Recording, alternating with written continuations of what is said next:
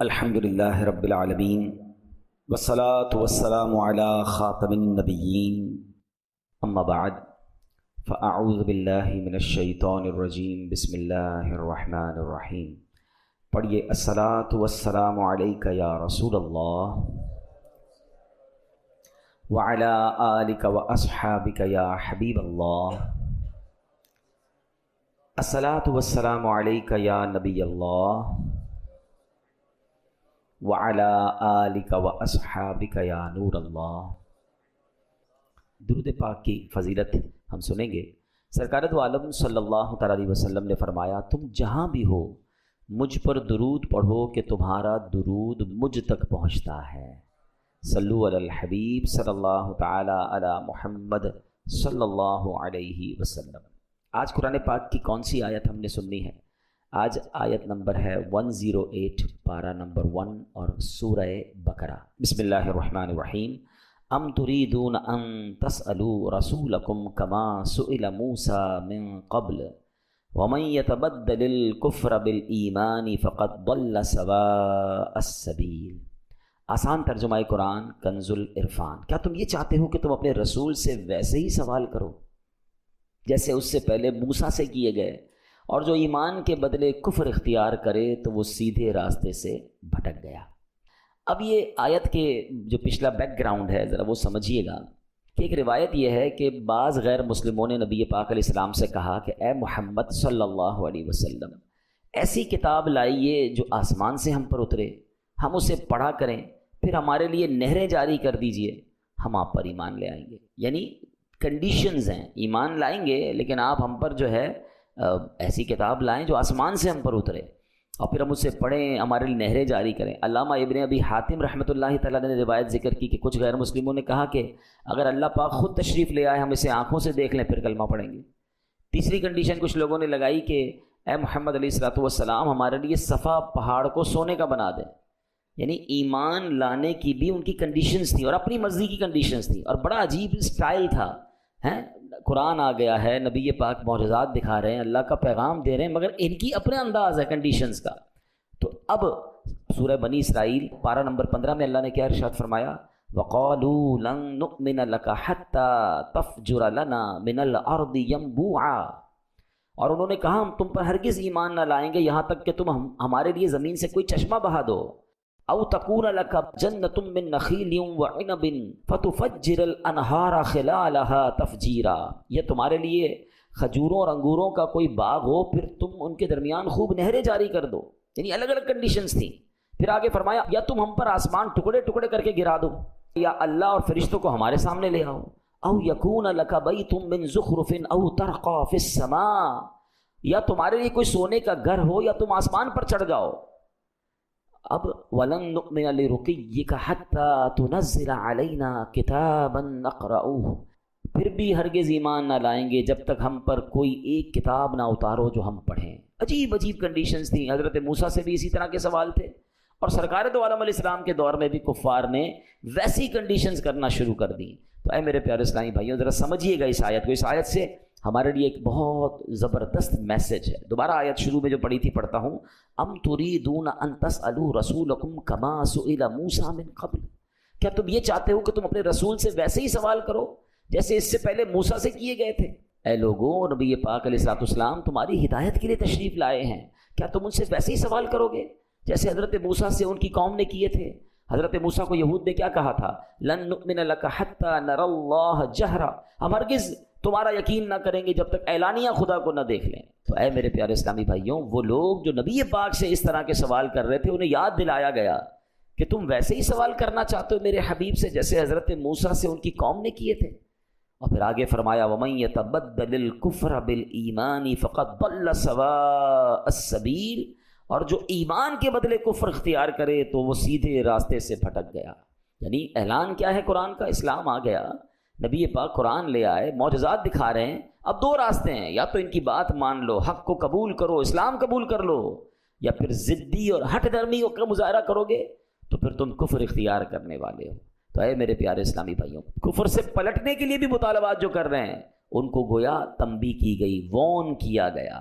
اب لیکن ایک بڑا اہم سوال ہے، اس پورے سینیریو میں اب ذرا غور سے سنیے گا.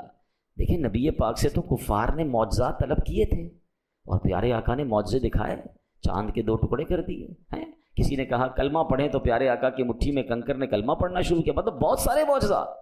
تو جب نبی پاک سے لوگوں نے معجزات طلب کیے, پیارے آقا نے معجزات دکھائے, تو یہاں اگر کوئی سوال کر رہا ہے کہ جناب کوہ صفا کو جو ہے وہ سونے کا بنا دے تو اس کو کفر کیوں قرار دیا گیا, اس کو منع کیوں کیا گیا؟ یہ 2 بڑی کمال کی باتیں ہیں. یہ سوال ذہن میں آ سکتا ہے. دیکھیں حضرت صدیق اکبر رضی اللہ تعالیٰ عنہ جب وہ ایمان لائے نا تو انہوں نے بھی نبی پاک سے معجزہ طلب کیا تھا. پیارے آقا نے ان کو غیب کی خبر دی, وہ کلمہ پڑھ کر مسلمان ہو گئے. حضرت عبداللہ ابن عباس فرماتے ہیں کہ ایک اعرابی آیا نبی پاک کے پاس اور آ کر کہتا ہے یا رسول اللہ صلی اللہ علیہ وسلم, اگر آپ اللہ کے نبی ہیں تو معجزہ دکھائیے, مجھے پتہ چلے کہ آپ اللہ کے نبی ہیں.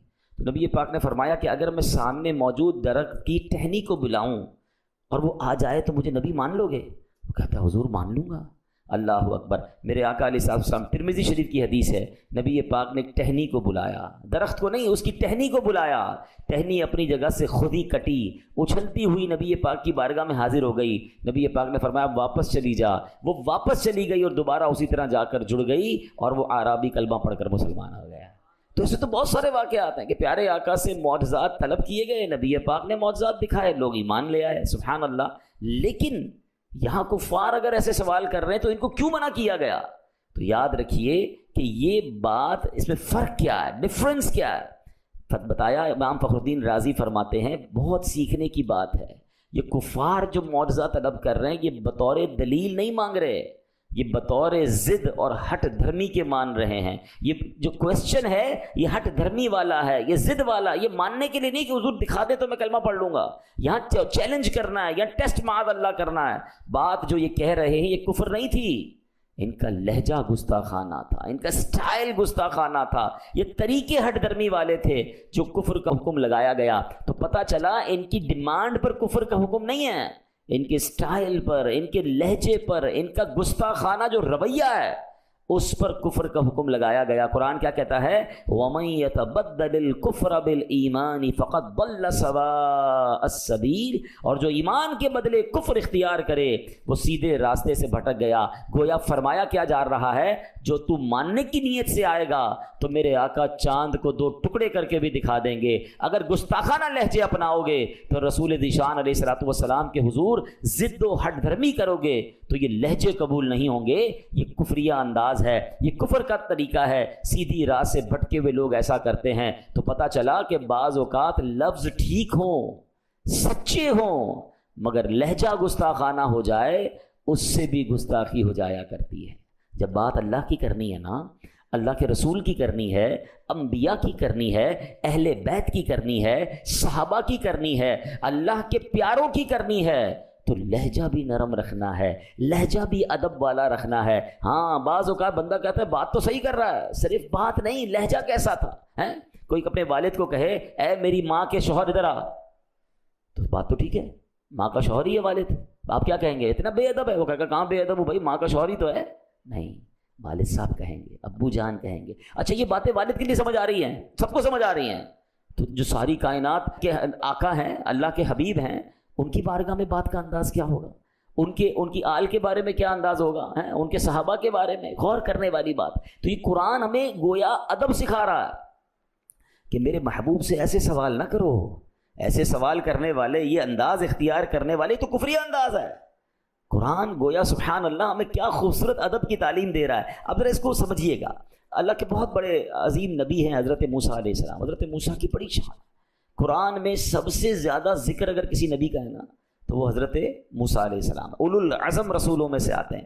آپ نے اللہ سے ایک بار بڑی پیارے انداز میں ریکویسٹ کی, اے رب مجھے اپنا جلوہ دکھا دے تاکہ تیرا دیدار کر لوں. تمنا کیا ہے؟ اللہ کو دیکھنا ہے. ارشاد کیا ہوا؟ لن ترانی, تو مجھے ہرگز نہ دیکھ سکے گا. مگر پھر بھی اپنی ایک تجلی دکھائی رب نے, کوہ طور پر اپنی تجلی نازل کی. ٹھیک ہے, ریکویسٹ ہوئی, کچھ نہ کچھ عطا کیا گیا.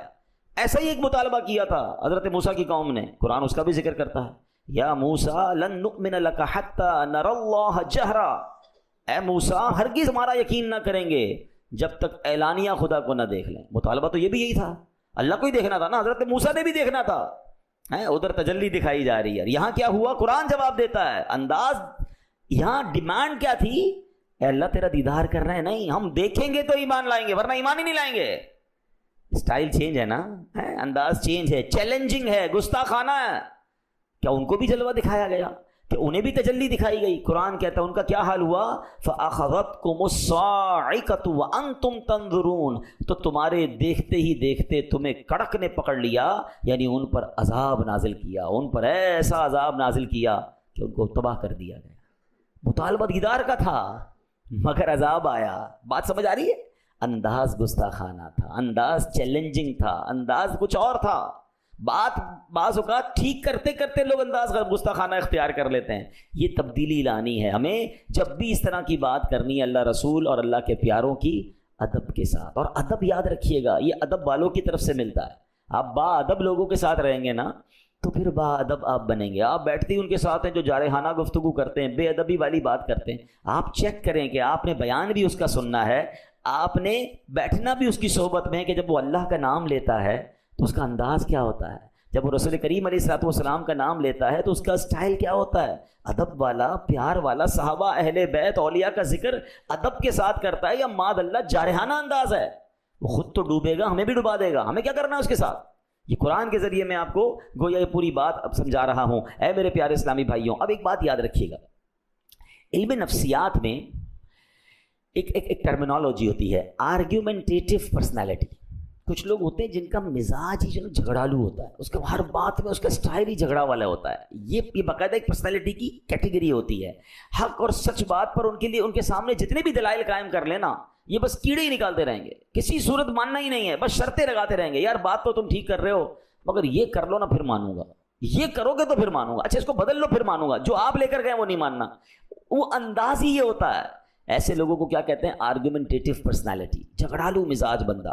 غیر مسلموں کی بھی یہی طبیعت تھی. اگر اللہ نہ کرے ہم میں سے کسی کی طبیعت ہے ماننے میں مشکل لگتا ہے، ایکسیپٹ کرنا مشکل لگتا ہے، بدلیں اپنی طبیعت کو. غیر مسلموں کا انداز کیا تھا؟ شرطیں لگاتے تھے. قرآن میں اس کا بھی ذکر ہے، ائتی بقرآن غیر ھذا، اس کے علاوہ کوئی اور قرآن لے آؤ. یعنی چلو بات ٹھیک ہے، مان لیتے ہیں آپ بات صحیح کر رہے ہیں، مگر ایسا کرو اس کے علاوہ کوئی اور قرآن لائیں پھر آپ کی بات مانیں. خامخواہ یعنی کوئی ایسی بات کرنی ہے کہ پہلے میری مانو پھر تمہاری مانوں گا. حق نہیں ماننا، سچ نہیں ماننا، آلویز آرگیومنٹ. ایک جگہ کہا او بدل ہو، یہ اسے تبدیل کر دو. قرآن تم لائے ہو نا، اس کو تھوڑا چینج کر دو پھر مانیں گے. معاذ اللہ نبی پاک سے اس طرح کے آرگیومنٹ کیا کرتے تھے. اللہ اکبر، یہ کیسی بدبختی ہے. قرآن آ چکا ہے، دلائل قائم کر دیے، حق واضح ہو گیا، اب مان لو. خواہ بہانے لگانا یہ کہاں کی عقل مندی ہے؟ اے میرے پیارے اسلامی بھائیوں، الٹے پلٹے مطالبے کرتے رہتے. اللہ پاک نے فرمایا ام تريدون ان تسألوا رسولکم کما سئل موسیٰ من قبل، کیا تم یہ چاہتے ہو کہ تم اپنے رسول سے ویسے ہی سوال کرو جیسے پہلے موسیٰ سے کیے گئے؟ تو بار بار یہ اس آیت میں سمجھ کیا آ رہا ہے کہ جیسے نبی پاک فرما رہے مان لو، لبیک کہو، ایکسیپٹ کرو، فالو کرو. یہ میرے حبیب سے کوسچنز مت کرو جیسے حضرت موسیٰ سے کیے تھے. اور یہی اسلام لانے کے بعد میری اور آپ کی ذمہ داری، ہم ایمان والے ہیں. اے میرے پیارے اسلامی بھائیوں، بڑی پیاری بات ہم امیر علیہ سنت سے سنتے ہیں، اسی منن والے ہیں، سوچن والے نہیں ہیں. ہاں آج کل کیا پرابلم ہو گئی ہے، آج کل بہت کچھ زیادہ ہی پڑھے لکھے ہو گئے نا، تو اب کہتے ہیں یار یہ قرآن کا حکم کیوں ہے، اللہ نے یہ حکم کیوں نازل کیا، حدیث میں یہ آرڈر کیوں آیا، اس کی لاجک بتائیں. آج لوگ قرآن کے اندر لاجک ڈھونڈنے، نبی پاک علیہ الصلوۃ والسلام کی طرف سے اگر شریعت کے احکام ملے ہیں اس پر لاجک پوچھ رہے ہیں. ہمارا کام لاجک ڈھونڈنا نہیں ہے، ہمارا کام ماننا ہے. یہ کفار کا طریقہ تھا، یوں کر دو تو مانیں گے، یوں کر دو تو مانیں گے. مجھے کسی نے کہا جناب یار یہ قرآن کے جو احکام ہے اس کی لاجک، میں نے کہا پہلے ایک بات بتائیں، ہم ایمان لائے ہیں، اللہ کو دیکھا ہے ہم میں سے کوئی جس کی اللہ سے ملاقات ہوئی ہے؟ جب بے دیکھے رب کو مان لیا، ہم نے تو جبریل سے ملاقات نہیں کی. ہمارا ایمان یہ ہے کہ جبریل امین قرآن لے کر آئے، ہم نے قرآن ان کو لاتے ہوئے نہیں دیکھا، ہم نے نبی پاک سے بھی ملاقات نہیں کی ہے. ہم مانتے ہیں اللہ ایک ہے، قرآن اللہ کی کتاب ہے، جبریل امین وہ قرآن لائے، اور کس پر نازل ہوا؟ ہمارے آقا پر نازل ہوا، وہ اللہ کے آخری نبی ہیں. ہم نے جنت نہیں دیکھی، ہم جنت پر ایمان لائے. ہم نے دوزخ نہیں دیکھی، ہم جہنم کو مانتے ہیں. ہم نے قیامت دیکھی نہیں، ہمارا ایمان ہے قیامت پر، مرنے کے بعد اٹھایا جائے گا، یہ ہمارا ایمان ہے. ہمیں حساب دینا پڑے گا، یہ ہمارا ایمان ہے. یہ ساری باتیں غیب کی ہیں. جب اتنی بڑی بڑی غیب کی باتیں مان لی تو اب چند احکام پر لاجک کیوں ڈھونڈنے نکلے ہو؟ یہ شیطان کا وار ہے، انسان کو اس بحث میں الجھاتا ہے کہ وہ پریشان ہو جائے کہ یار اللہ نے یہ کیوں فرمایا تھا. کیونکہ جب کسی کا آرڈر نہیں مانے گا تو پھر آگے جا کے اس پرسنالٹی کو بھی نہیں مانے گا. یہ ابتدا ہوتی ہے کہ آپ کو پہلے شریعت کے کچھ احکام میں کنفیوز کرتا ہے شیطان کہ یار یہ عورت کو ایک حصہ کیوں ہے ورثے میں، مرد کو 2 کیوں ملتے ہیں، یہ طلاق کا حق مرد کے پاس کیوں ہے. اب یہ وہ سوالات کریٹ کیے جا رہے ہیں کہ اس کی لاجک کیا ہے، شریعت نے کیوں کہ معاذ اللہ ایک مسلمان کہلانے والے بعض اوقات اسلام کے کچھ احکام کو کہتے ہیں ظلم ہو رہا ہے، یہ مجھے سمجھ نہیں آ رہا. میری اور آپ کی سمجھ کیا ہے، پھر اللہ کو کیسے مان لیا؟ اللہ سمجھ آ گیا تمہیں؟ غور کریں، ہم غیب پر ایمان لائے ہیں، ہمیں سمجھ آئے نہ آئے، ہمارا یقین ہے کہ اللہ ایک ہے، وہ وحدہ لا شریک ہے، اس کی کوئی اولاد نہیں ہے، اس کا کوئی شریک نہیں ہے، کسی سے پیدا نہیں ہوا ہے. یہ ایمان کی پختگی ہے نا.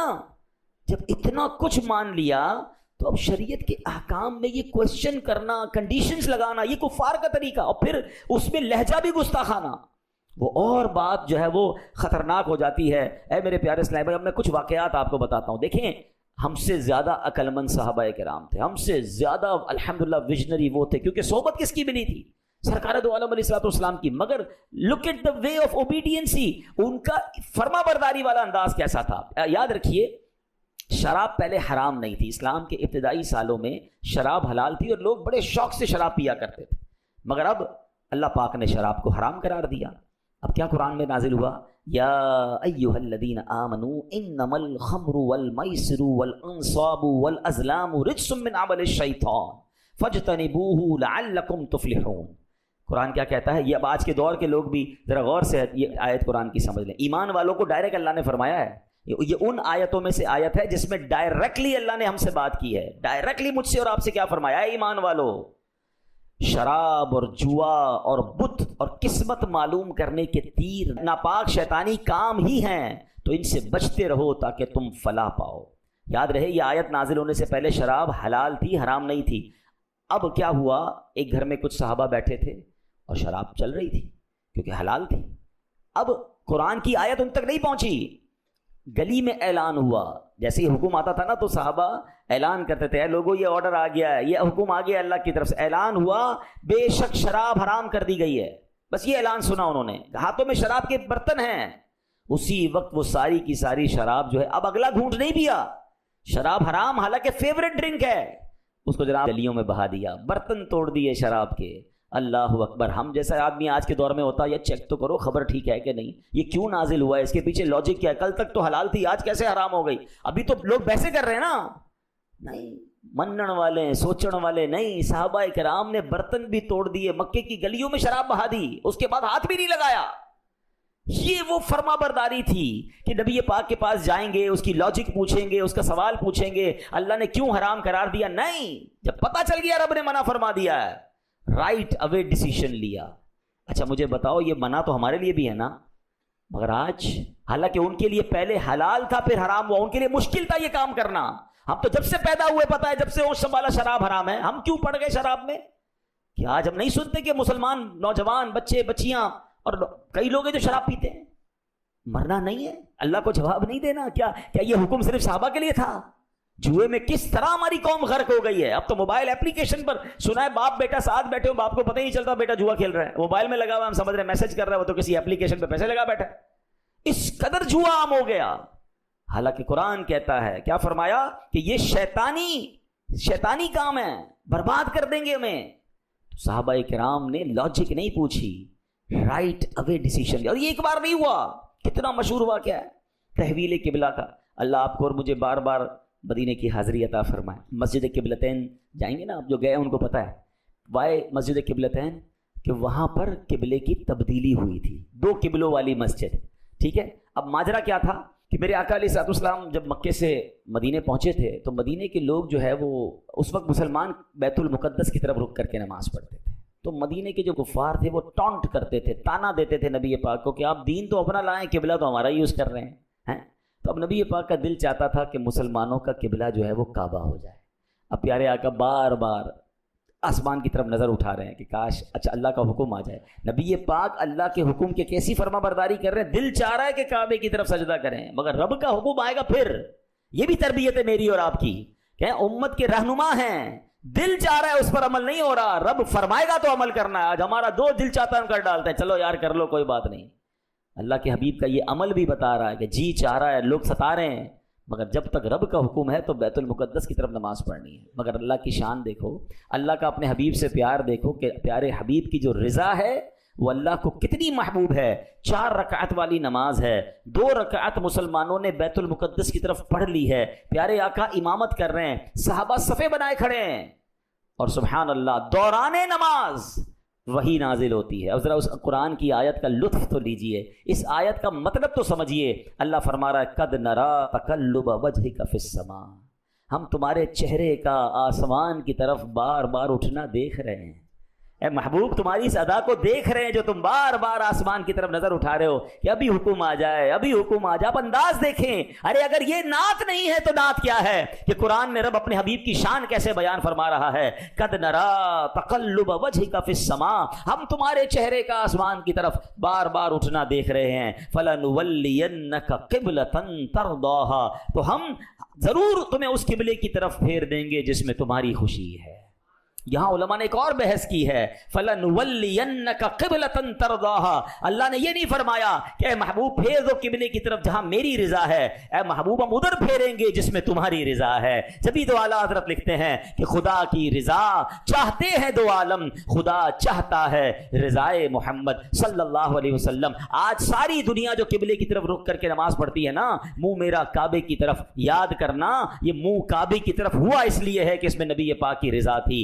آپ چاہتے تھے یہ کعبہ بن جائے, اللہ نے حبیب پاک کی رضا کے لیے مسلمانوں کا قبلہ جو ہے وہ کعبہ بنا دیا. مگر ایک بڑا کمال کا سوال ہے, یہ کب ہوا تھا؟ 2 رکعت کے بعد, بٹوین دا نماز, ڈیورنگ دا نماز. اور نبی پاک نے, اچھا یہ چینج کتنا بڑا تھا اب اس کو میں سمجھاتا ہوں آپ کو. اگر مثال کے طور پہ میں قبلہ رخ بیٹھا ہوا ہوں اور میں نماز کے دوران 5-10 ڈگری چینج ہو جاؤں, اٹس ناٹ بگ ڈیل, پیچھے والوں کو بھی تھوڑا بہت ایڈجسٹمنٹ کرنا ہوگا. ایسا نہیں تھا, یہ 180 ڈگری کا ٹرن اباؤٹ تھا. یعنی اگر کعبہ ادھر تھا تو بیت المقدس ادھر تھا. یعنی نبی پاک نماز کے دوران اباؤٹ ٹرن ہوئے ہیں. اللہ اکبر. صحابہ کرام نے پوچھا نہیں کہ حضور یہ کیا ہو رہا ہے. نماز میں تو بات بھی نہیں ہو سکتی نا, اناؤنس بھی نہیں ہو سکتا. سب کو پتا تھا محبوب نے رخ بدلا ہے تو ہم نے بھی رخ بدلنا ہے, ہم نے اطاعت کرنی ہے, ہم نے سوال نہیں کرنا, ہم نے کوشچن نہیں کرنا.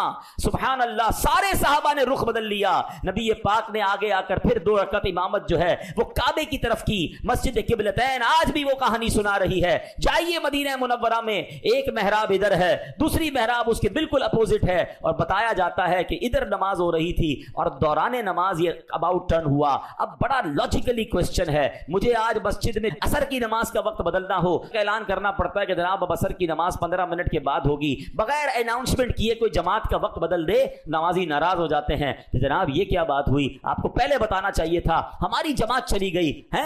ایک جماعت کا وقت بدلنے کے لیے آپ کو اعلان کرنا پڑتا ہے. سوال لاجیکلی یہ ہے, قبلے کا رخ بدلنا تھا, ارے بھائی ظہر سے پہلے اعلان ہو جاتا, ظہر کے بعد اعلان ہو جاتا, عصر کی نماز میں قبلہ چینج ہوتا. یہ دوران نماز قبلہ کیوں چینج ہوا؟ کوئی اعلان نہیں, کوئی اناؤنسمنٹ نہیں, صرف نبی پاک کو معلوم ہے کہ قبلہ بدلا ہے. صحابہ پر تو وہی نہیں آئی تھی, اللہ کے حبیب نے رخ بدلا ہے. یہ رہتی دنیا کو میسج دینا تھا کہ میرے نبی کے صحابہ فرما برداری کیسے کرتے ہیں, فالو کیسے کرتے ہیں, سرکار کی بات کو کیسے مانتے ہیں, اسلام کے حکم پر چوں چرا نہیں, لاجک تلاش نہیں کرتے, وہ لبیک کہہ کر اس پر عمل کرتے ہیں, وہ ایکسپٹ کرتے ہیں. اب سوال ہم سب سے ہے وہی قرآن کی بات جو ہم نے شروع میں سیکھی تھی کہ جب شریعت کا حکم آ جائے, اللہ رسول کی بات آ جائے, تو وہاں لاجکس, وہاں کوشچن, وہاں آرگیومنٹ نہیں ہوتے, وہاں بات کو ماننا ہوتا ہے, ایکسپٹ کرنا ہوتا ہے. سبحان اللہ, صحابہ کی وہ فرما برداری ہمیں بتا رہی ہے. ارے وہ قبلہ چینج ہونے پر سوال نہیں کر رہے, اور آج کا مسلمان اسلامی احکام پر کوسچن اور آرگیومنٹ کر رہا ہے. یہ سیکھیے صحابہ کرام سے, فرما برداری کس کو کہتے ہیں. اور یہ 1-2 بار نہیں, میں نے 2 واقعات سنا دیے نا. آؤ اب ایک تیسرا واقعہ سنیے گا. صلح حدیبیہ, 6 ہجری میں صلح حدیبیہ ہوتا ہے. اب یہ صلح حدیبیہ بھی بڑا یونیک معاملہ تھا. یہ تو صحابہ کرام کا ایک ایسا امتحان تھا. یہ 6 ہجری میں ہوا تھا. مکے سے مدینے صحابہ جا چکے تھے, اور ان میں اکثر وہ تھے جو مکے میں رہنے والے تھے. خود نبی پاک کی 53 ایئرز کی لائف جو ہے وہ مکے میں گزری ہے.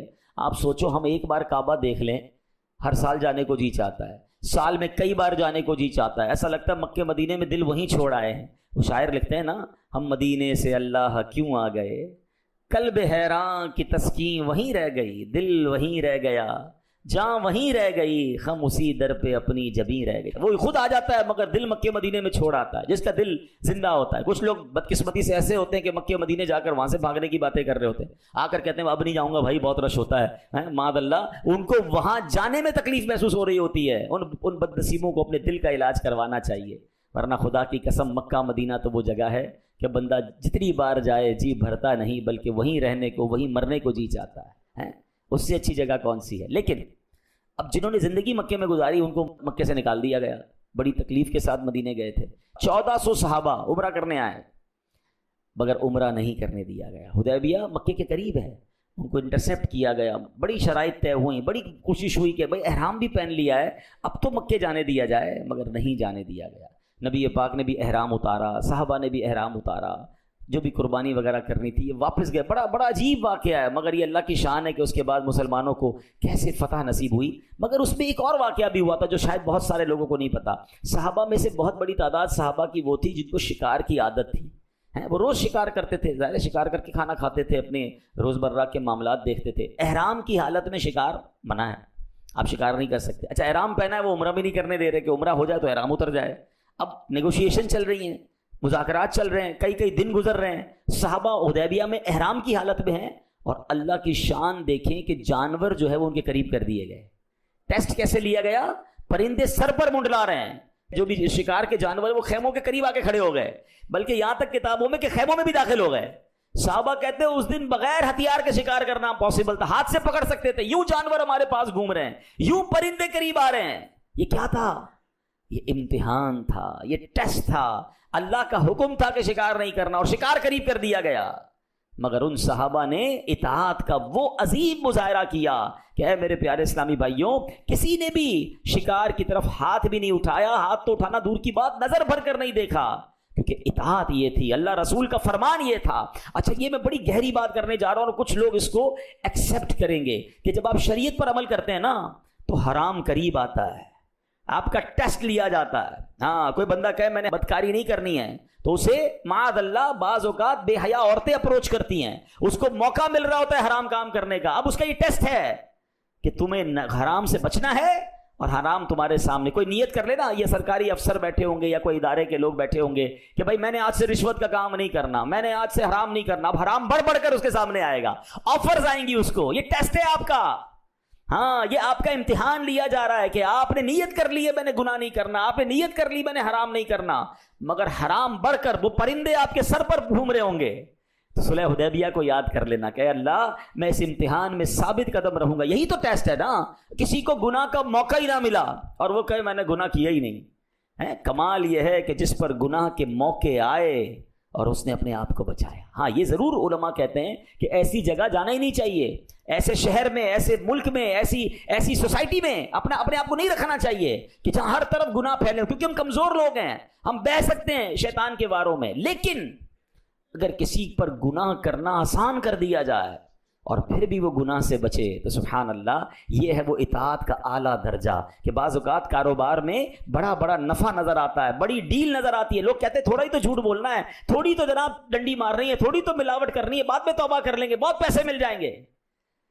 منزل یہی کٹھن ہے قوموں کی زندگی میں. یہی وہ فیصلہ کرنا ہے آپ نے کہ نہیں میں اللہ کا بندہ ہوں, میں شیطان کو فالو کرنے والا نہیں. صحابہ کرام کے سامنے شکار موجود تھا مگر ہاتھ بھی نہیں لگایا کیونکہ اللہ رسول نے منع کیا تھا. تو بہرحال میرے پیارے اسلامی بھائیوں, ہمیں آج اس پورے قرآنی واقعے سے اور قرآنی آیت سے سیکھنے کو جو مل رہا ہے کہ پہلی بات, جب بھی قرآن و حدیث کا شریعت کا حکم آ جائے اس میں آرگیومنٹ نہیں کرنا ہے, اس میں جناب شرطیں نہیں لگانی ہیں, مان لیں, قبول کریں, ایکسیپٹ کریں اور عمل کریں اور اپنے لہجوں میں نرمی لائیں. گستاخانہ رویے جو ہیں یہ ایمان سے بندہ ہاتھ دھو بیٹھ سکتا ہے, خاص طور پر جب اللہ کی بارگاہ میں بات ہوگی, رسول پاک کی بارگاہ میں بات ہوگی, انبیاء, صحابہ, اہل بیت, اللہ والوں کے بارے میں بات ہوگی تو بڑی نرمی سے, بڑی شائستہ 2-4 بار سوچ کر بات کرنی ہوگی کہ کس کے بارے میں بات کر رہے ہیں. اب آخری بات سن لیں کہ سبحان اللہ, نبی پاک علیہ الصلوۃ والسلام کی حدیث کہ نبی پاک نے فرمایا کیا تم جانتے ہو کہ قیامت کے دن عرش الہی کے سائے کی طرف جلدی بڑھنے والا شخص کون ہوگا؟ ہم سب چاہتے ہیں نا قیامت کے دن عرش کا سایہ مل جائے. جلدی بڑھنے والا شخص کون ہوگا؟ عرض کی گئی یا رسول اللہ, اللہ اور اس کا رسول خوب جانتے ہیں.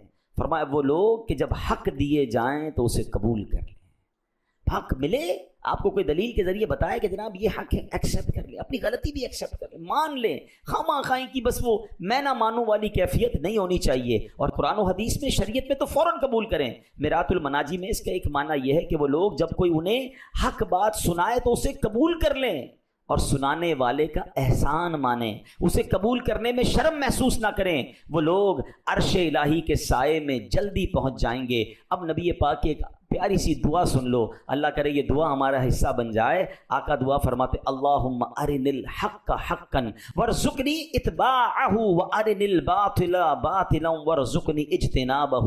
اے اللہ مجھے حق کو حق دیکھنے اور اس کی پیروی کی توفیق نصیب فرما، باطل کو باطل ہی دیکھنے اور اس سے بچنا نصیب فرما۔ ہم بھی اللہ سے دعا کرتے ہیں مولا اس دعا کا صدقہ عطا فرما، حق کو حق دیکھنے اور اس پر عمل کرنا نصیب فرما، اور باطل کو باطل دیکھ کر اس سے بچنا نصیب فرما۔ آمین بجاہ النبی الامین صلی اللہ علیہ وسلم۔